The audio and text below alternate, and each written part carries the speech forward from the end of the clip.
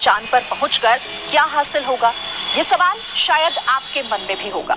तो आइए इस सवाल को समझने की कोशिश करते हैं कि चांद पर पहुंचना क्यों जरूरी है।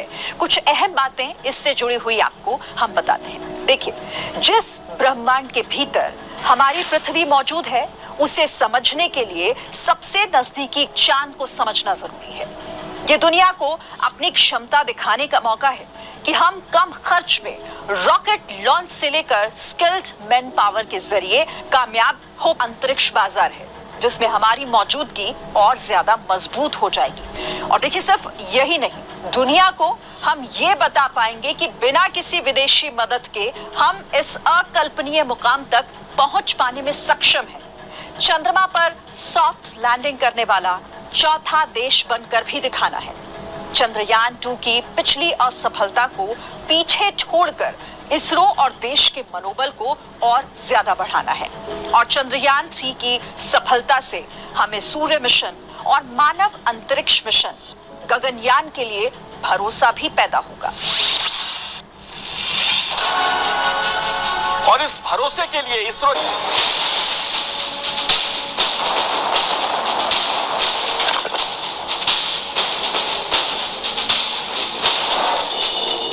बाहुबली सीना ताने खड़ा है, जो 140 करोड़ हिंदुस्तानियों की जिद को जुटाकर विजय गाथा लिखने अंतरिक्ष में जाने वाला है। और हम इस वक्त रॉकेट के उस हिस्से के पास मौजूद हैं जहां हिंद का मस्तक ऊंचा करने वाला चंद्रयान फिट है। इस मिशन का पहला टारगेट है चंद्रमा के दक्षिणी ध्रुव पर लैंडर की सॉफ्ट लैंडिंग। दूसरा टारगेट है रोवर का चंद्रमा की सतह पर चहलकदमी करना। और तीसरा टारगेट है वहां से जुटाई जानकारी के जरिए चंद्रमा के रहस्य से पर्दा उठाना।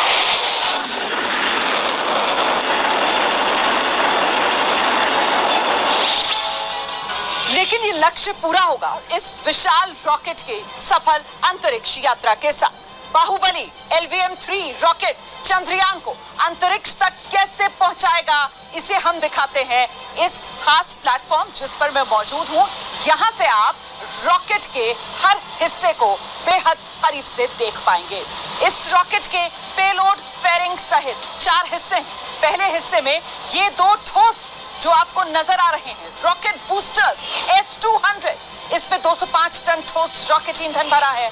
इसके ईंधन ने इग्निशन के बाद इसकी गति को कंट्रोल नहीं किया जा सकेगा। जैसे दिवाली का पटाखा होता है ना, मतलब एक बार आग लगा दी तो फिर उड़े गए, बहुत कुछ वैसा है। दुनिया के सबसे बड़े ऑपरेशनल सॉलिड प्रोपेलेंट बूस्टर्स में से ये एक है। इन दोनों के बीच जो आपको सफेद रॉकेट का हिस्सा नजर आ रहा है वो L110 लिक्विड स्टेज इंजन है। इसमें 115 टन लिक्विड रॉकेट ईंधन भरा हुआ है। जब करीब 41 किलोमीटर हवा में रॉकेट जा चुका होगा और बूस्टर का ईंधन खत्म होगा, तब लिक्विड इंजन अपना काम करना शुरू कर देगा। रॉकेट के उड़ान भरने के 200 सेकेंड बाद इसमें इग्निशन होगा। और सबसे जटिल हिस्सा high thrust cryogenic upper stage, तकनीकी भाषा में C-25 नाम इसको दिया गया है। अभी तक सिर्फ 6 देश ही इस क्रायोजेनिक इंजन को बना पाए हैं और हिंदुस्तान उन्हीं में से एक है। इसकी खासियत यह है कि बेहद कम तापमान पर रॉकेट ईंधन का इस्तेमाल करता है। इसमें 28 टन लिक्विड ऑक्सीजन और लिक्विड हाइड्रोजन भरा हुआ है। तो इन तीनों इंजन की जिम्मेदारी है सबसे ऊपर वाले हिस्से में फिट चंद्रयान के इंटीग्रेटेड मॉड्यूल को पृथ्वी की बाहरी कक्षा में पहुंचाना। वैसे आपको बता दें कि इस LVM-3 रॉकेट की सफलता की जो दर है वो 100% मतलब 100% रही है।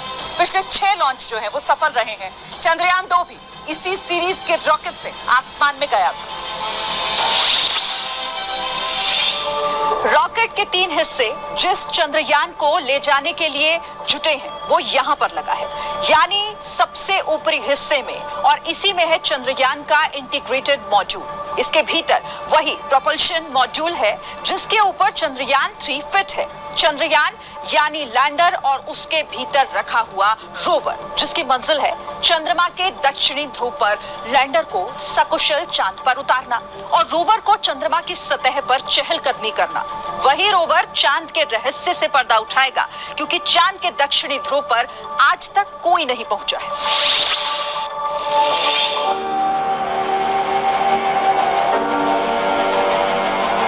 अब रॉकेट कैसे चंद्रयान को पृथ्वी की बाहरी कक्षा में पहुंचाएगा, वो हम इसके रूट के जरिए समझाते हैं। ये जो मेरे पीछे आप लॉन्च व्हीकल्स देख रहे हैं, दोनों S-200 बूस्टर के एक साथ इग्निशन के बाद उड़ान भरेगा। उस वक्त रॉकेट की रफ्तार होगी 1627 किलोमीटर प्रति घंटे। इसके बाद L110 liquid stage engine start होगा। लॉन्च के 108 सेकेंड बीत जाने के बाद रॉकेट तब तक आसमान में 45 किलोमीटर ऊपर पहुंच चुका होगा। रफ्तार बढ़कर हो जाएगी 6437 किलोमीटर प्रति घंटे। इसके बाद दोनों बूस्टर 127वें सेकंड में यानी करीब 2 मिनट के बाद रॉकेट से अलग होंगे। तब तक आसमान में 62 किलोमीटर ऊंचाई पर रॉकेट पहुंच चुका होगा। रफ्तार जिस हिस्से में चंद्रयान का इंटीग्रेटेड मॉड्यूल है वो अलग होगा और चंद्रयान का इंटीग्रेटेड मॉड्यूल खुले आकाश में दिखने लगेगा। 195वें सेकंड हो चुके होंगे आसमान में 115 किलोमीटर की ऊंचाई पर और रफ्तार 9200 किलोमीटर के पार लिक्विड इंजन रॉकेट से अलग हो जाएगा और रफ्तार बढ़कर 16000 किलोमीटर के पार होगी और फिर लॉन्च व्हीकल से यह लिक्विड इंजन भी अलग हो जाएगा। अब इस क्रायोजेनिक इंजन के काम करने की बारी आएगी। 2 सेकंड के भीतर क्रायोजेनिक इंजन स्टार्ट होगा। 308 सेकंड बीतते ही यहां से 954 सेकंड तक क्रायोजेनिक इंजन जमीन से 175 किलोमीटर की ऊंचाई तक चंद्रयान को लेकर जाएगा और अब तक रफ्तार दुगनी हो चुकी होगी 36,871 किलोमीटर प्रति घंटे।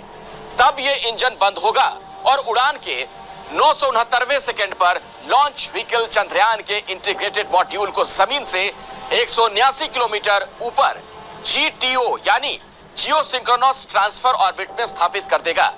इसके बाद सौर पैनल खुलेंगे और चंद्रयान पृथ्वी के चक्कर लगाना शुरू कर देगा।